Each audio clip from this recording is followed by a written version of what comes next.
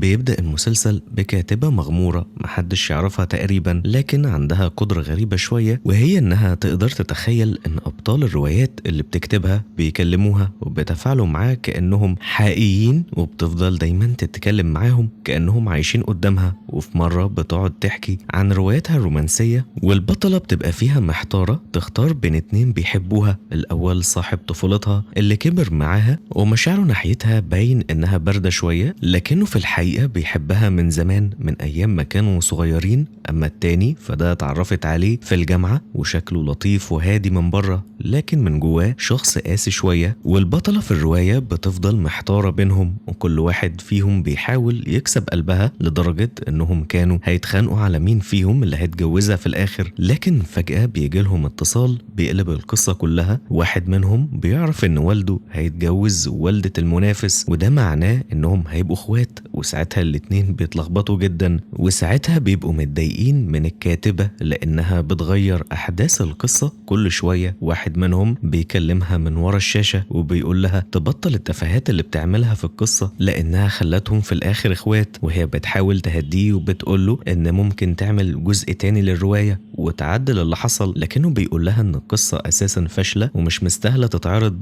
وقبل ما تكمل كلامها فجأة بتلاقي الشرطة وصلت وبتدور عليها. واحد من الشخصيات بيعدي من الشاشة وبيقول لها إنهم عايزين يقبضوا عليها بسبب الروايات السيئة اللي بتكتبها، وإنها لازم تتعاقب على الملل اللي بتسببه للناس اللي بتقرا الرواية. وهي بتندمج مع الخيال ده جدا، لكن فجأة بتفوق وبتكتشف إنها كانت سرحانة وبتحلم، وبتبص على روايتها المنشورة على المنصة وبتلاقي كتب كتير جدا محققة أرباح ومشاهدات، لكن روايتها هي تقريبا اللي محدش شافها، لدرجة إنها حتى ما كملتش مشاهدتين. واحدة منهم كانت منها هي بالغلط ومحدش مهتم بيها خالص. وفي الوقت ده أخوها بيدخل عليها الأوضة، فبتقفل الجهاز بسرعة وبتقول إن أخوها يو هو الوحيد اللي عارف إنها بتكتب روايات، وبيستغل الموضوع ده وبيبتزها بيه دايما، وبيطلب منها تجيب له كولا كل شوية. وهي بتوافق وبتخرج تشتري الكولا فعلا، وفي دماغها بتفكر تكتب ايه في قصتها الجاية. لكن وهي ماشية بتشوف مجموعة شباب ساكنين في الشقة اللي قصادهم، وبتفضل تراقب تصرفاتهم وهزارهم مع بعض، لكن بتفهم المواقف بطريقة غلط خالص. والشباب بياخدوا بالهم انها واقفة متنحة كده وبص عليهم، فبتتوتر وبسرعة بتجري من المكان. واحد منهم بيضحك وبيقول شكلها معجبة بحد فيهم، وبعد كده بتقعد تاكل مع باباها ومامتها واخوها يو، وبتسأل مامتها عن الشباب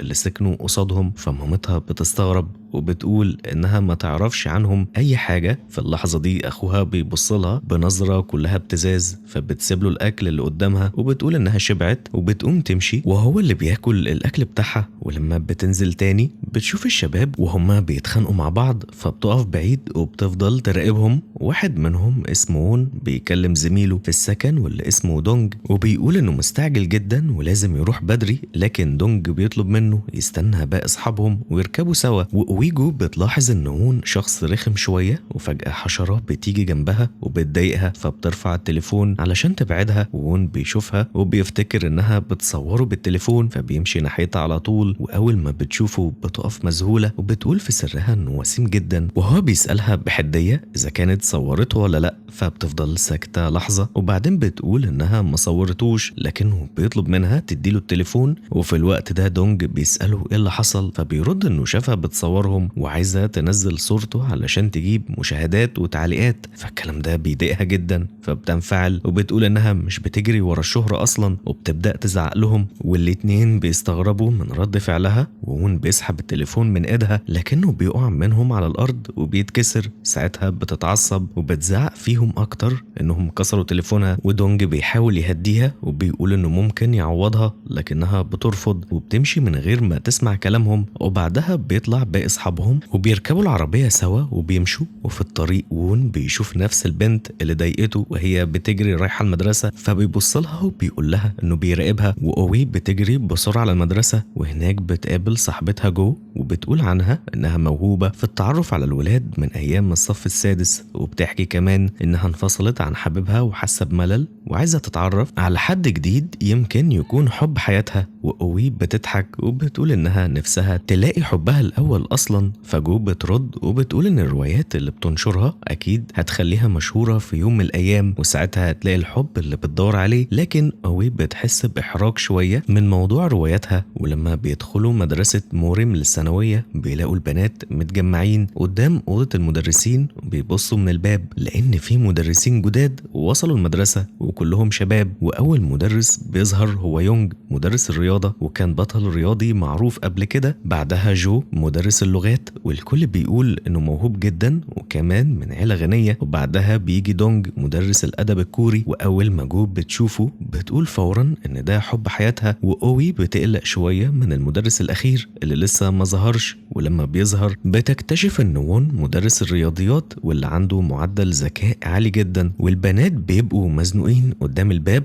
لدرجة إن الباب نفسه ما بيستحملش الضغط ده وبينكسر، فبيدخلوا دخلة محرجة جدا. وون بيشوف أوي وبيعرف إنها نفس البنت اللي قابلها قبل كده، وكمان طالبة في نفس المدرسة. وبعد كده البنات بيقعدوا يتكلموا عن المدرسين الجداد اللي عجبوهم، وكل واحدة فيهم بتختار المدرس اللي نفسها إنها ترتبط بيه، وصوتهم بيبقى عالي جدا لحد ما زميلتهم بتسكتهم. وبنعرف إنها الأولى على المدرسة وبتحب الدراسة جدا، وبتطلب منهم يبطلوا الهبل اللي بيقولوه. وأوي بتقول إنها جعانة جدا وعايزة تخرج تجيب أكل. وفي نفس الوقت في أوضة المدرسين الجداد بيبدأوا يجهزوا المكاتب، وجو بيشوف وون وهو بينظف المكتب وبيعقمه بدقة، فبيطلب منه يهدى شوية ويتصرف على طبيعته. وون بيطلب يغير مكتبه، لكن دونج بيقول إن أماكن المكاتب ثابتة وما بتتغيرش. وون بيبدأ يتريق على جو، وجو ما بيسكتش وبيرد عليه بنفس الطريقة، فبيبتدوا يتخانقوا بالكلام. لكن دونج بيتدخل وبيمنع الخناقة. وفي نفس الوقت جو بتفضل تحكي لأوي ازاي أول ما شافت المدرس حست إنها حبته من أول نظرة، وإنها متأكدة إنها في يوم من الأيام هتقابل الشخص اللي هتحبه بنفس الطريقة. ولما بيرجعوا للفصل وبيفتحوا الباب، أوي بتتفاجئ إن وون واقف جوه الفصل، وأول ما بتشوفه بتحس بإعجاب مفاجئ من أول نظرة، وهو بيبص لها ببرود وبيقول لها تدخل. وبيبدأ وون ينادي على أسامي الطلبة واحد واحد علشان يراجع الحضور. ولما بيوصل لاسم الطالبة المتفوقة بيهنيها على فوزها في مسابقة الرياضيات، وهي بترد بثقة وبتقول إن المسابقة كانت سهلة جدا بالنسبة لها. بعد كده بيوصل لاسم أوي وبينادي عليها أكتر من مرة لكنها ما بتردش. وفجأة بتدخل طالبة اسمها جي متأخرة للفصل، وون بيعرف نفسه للطلبة وبيبدأ يشرح إن مادة الرياضيات مادة مهمة جدا، ومنها تفسر الكون ونظرية الانفجار العظيم. وبيقول بنبرة تهديد إن الانفجار الحقيقي هيحصل لأي حد بيستهون بحصته. وبعد كده بيسأل أوي عن درجاتها في الرياضيات السنة اللي فاتت، فبترد بتوتر وبتقول إنها جابت 4 درجات بس. والبنات في الفصل بيضحكوا، لكن وون بيتعصب وبيطلب منها إنها تيجي معاه بعد الحصة. وبعد ما الحصة بتخلص بتروح أوي معاه للمكتب وبتحاول إنها تعتذر، وبتقول إنها ما صورتوش، وكمان بتعتذر عن الكلام اللي قالته عنه قدام الفصل.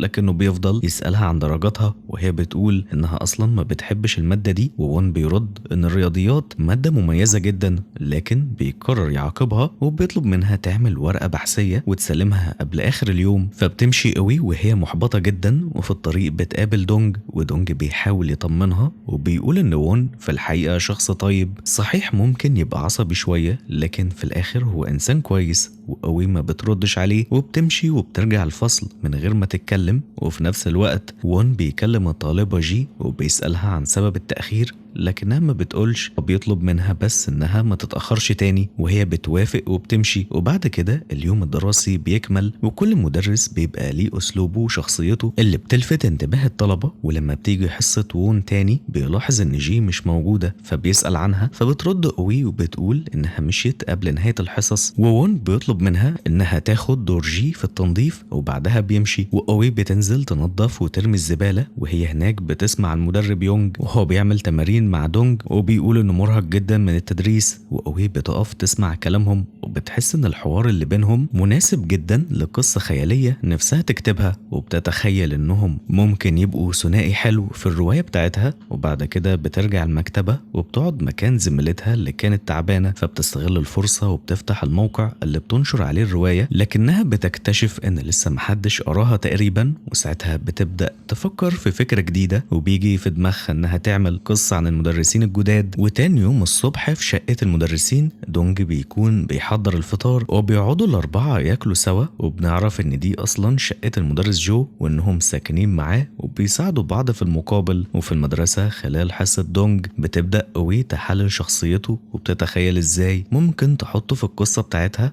وبعد الحصة صاحبتها جو بتروح تتكلم مع دونج وبتديله هدية بسيطة، لكن بتكتشف ان اعجابها بيه من طرف واحد فبترجع زعلانة. وفي حصة الرياضة يونج بيطلب من الطلبة يتجمعوا علشان يجروا وهو بيشجع أوي، فبتتخيله في الرواية بتاعتها ومن الإحراج بتجري بسرعة جدا وبتلف الملعب بأسرع من كل زمايلها. ويونج بيندهش من السرعة، وبعد التمرين بيقعد يكلمها وبيقول لها ان عندها موهبة في الجري، وبيسألها لو حابة تتمرن معاه وتبقى عداءة محترفة. فأوي بتتوتر جدا وبتمشي بسرعة. وبالليل بتقعد أوي تكتب قصتها الجديدة وبتضيف فيها شخصيات المدرسين الثلاثة، وبتلاحظ انها بتكتب بسلاسة غريبة وكأن الأفكار جاية لوحدها. وبتقرر خلاص انها تنشر القصة، لكن قبل ما تضغط زرار النشر بتفكر انها لو اتكشفت ممكن تقع في مشاكل كبيرة، فبترجع تحفظها بس من غير ما تنشرها. وتاني يوم وهي رايحة المدرسة بتشوف وون واقف عند موقف الأتوبيس بدري، وفجأة بيقف مكانه وبيصرخ وبعدين بيقع على الأرض. وأوي بتقلق وبتجري ناحيته، ولما بتشوف وشه بتلاقي إن في حمامة عملت عليه حمام وبتحاول تفوقه. ولما بيفوق بيكون مش شايفها كويس لأن نظاراته وقعت، وبتسأله إذا كان وقع بسبب الحاجة الغريبة دي، فبيرد وبيقول إن مخلفات الطيور ممكن تنقل أمراض كتير، وبتبدأ تساعده يدور على نظارته. لكن وهي بتدور بتكسرها بالغلط وبتتوتر جدا وبتخبيها بسرعة. وون بيطلب منها تتصل بأصحابه علشان يجيبوا النظارة الاحتياطية، وبيجوا فعلا وبيحاولوا يدوروا على النظارة لكن ما بيلاقوهاش، فبيقرروا إنهم يتحركوا بسرعة وبيشوفوا أوي واقفة محتارة، فبياخدوها معاهم في العربية، لكن بتستخبى بسرعة علشان الطلبة لو شافوها مع المدرسين ممكن يعملوا مشكلة، وبينزلوها بعيد عن المدرسة. وبعدها بتروح للفصل، وهناك بتيجي طالبة جديدة اسمها جيني جاية من سنغافورة وهتقضي معاهم الترم ده بس، والبنات بيروحوا يتعرفوا عليها بعد الحصة. وأما أوي فبتقعد تحاول تصلح نظارة وون لأنها حاسة بالذنب، وخلال حصة اللغة بتقعد تكتب البحث اللي طلبوا منها. فالمدرس جو بيلاحظ ده فبياخدها معاه لأوضة المدرسين وبيقول لوون على اللي عملته. وون بيطلب منها تقرأ البحث ده قدام الكل، وهي بتقرأ فعلا وبتحس بالإحراج وبتستغل الفرصة وبتعتذر فيه عن تصرفاتها، لكنه بيخصم منها برضو درجتين علشان كانت بتكتبه أثناء الحصص. وكمان بيطلب منها تهتم بالطالبة جي، ولو اتأخرت تاني هتتحاسب هي وتتخصم منها درجتين. وبتخرج واصحابها بيستغربوا ليه بيعملها بالقسوة دي، وبيبدأوا يفتكروا انه ممكن يبقى معجب بيها، فبيفكروا يعملوا فيه مقلب. وفي الحصة بعدها أوي بتمثل انها تعبانة وبتقول انها مريضة جدا، لكن وون بيلاحظ آثار مكياج على وشها، فبيبدأ يسألها أسئلة في الرياضيات والدوال وهي ما بتعرفش تجاوب على أي سؤال، وبتسرح بخيالها وبتتخيل نفسها في الرواية بتاعتها وهي بتتريق على وون وبتشتمه على أدائه الضعيف في التمثيل. وون بيعاقبها وبيطلب منها تكتب الواجب 10 مرات، فبتتضايق منه جدا. وبعد كده وون بيروح الصيدلية بيجيب الأدوية اللي الدكتور وصفها لعينه لأنه تعبان جدا بسبب تغيير النضارة، والصيدلانية بتعجب بيه لكنه بيستغرب تصرفها جدا وبيمشي. وأوي بتشوف المدرس وون ومعاه أدوية للعين، وكمان أصحابه بيطمنوا عليه، وبتحاول تقرب من الطالبة جي وبتطلب منها تفضل شوية لكنها بتتجاهلها وبتمشي. وون بيشوف ده وبيقول لأوي إنها هتخسر كمان درجتين. ساعتها أوي بتتعصب وبتقرر إنها ترمي نضارته المكسورة في الزبالة. وبعد كده أوي بتقعد في المكتبة لوقت متأخر وبتفضل تشتغل على الرواية الجديدة بتاعتها، وهي بتكتب خيالها بياخدها بعيد وبتتخيل الشخصيات كأنهم عايشين قدامها. في خيالها بتشوف يونج وهو بيضرب وون، وده لأن في الرواية مخليه مرتبط بدونج،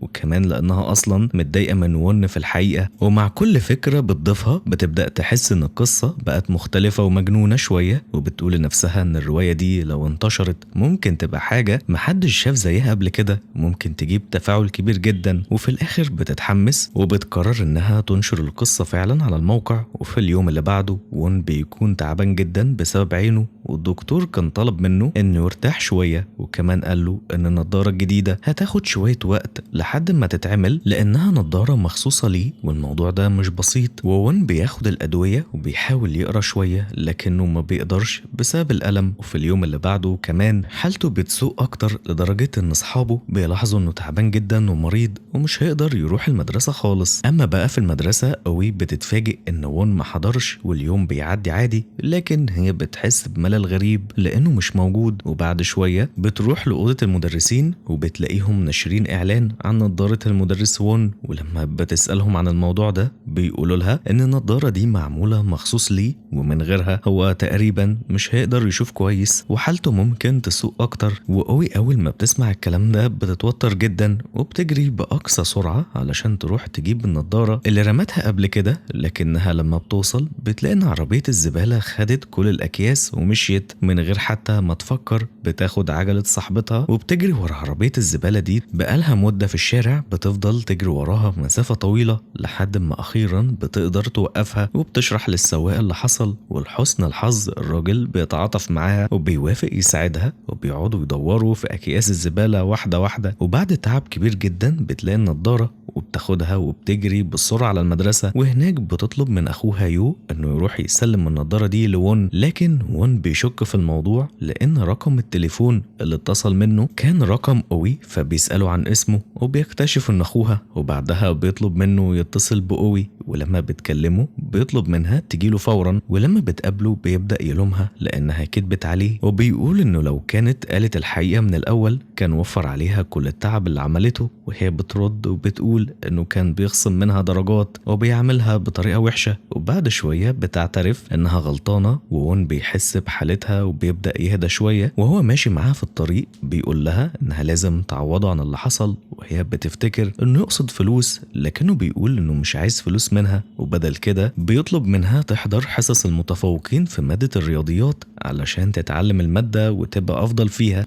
وهي بترفض في الأول على طول، لكنه بيفكرها إنها مديونة له بسبب اللي حصل، فبتسكت. وبعد ما بترجع أوضتها بيدخل أخوها وبيطلب منها فلوس مقابل إنه ما يقولش لحد على الموضوع، فبتضطر تديله كل الفلوس اللي كانت عيناها. وبعدها بتقعد تزعل وبتزعل لنفسها وبتقول إن حظها وحش جدا. وفجأة بتفتكر الرواية اللي نشرتها، فبتفتح الموقع وبتشوفها، لكن بتتفاجئ بصدمة كبيرة. الرواية بقت رقم 1 على المنصة، والناس كلها بتكتب تعليقات وبتشكر فيها، وبيقولوا إن القصة مختلفة جدا ممتعة. ومن الحماس بتقعد طول الليل تكمل الحلقة التانية من الرواية، وبتستغل الكلام اللي سمعته من وون عن التعويض اللي لازم تدفعه وبتضيفه في القصة. وكمان بتخلي يونج ودونج مرتبطين في الأحداث. وبعد ما بتخلص بتنشر الجزء التاني من الرواية على طول. استنانا بقى في الجزء التاني واللي هيبقى مليان مفاجآت. وكمان قول لنا رأيك، هل المدرسين هيكتشفوا اللي هي عملته فيهم ولا لا؟ وما تنساش تعمل لايك واشتراك في القناة علشان يوصلك كل جديد. وبس كده، سلام.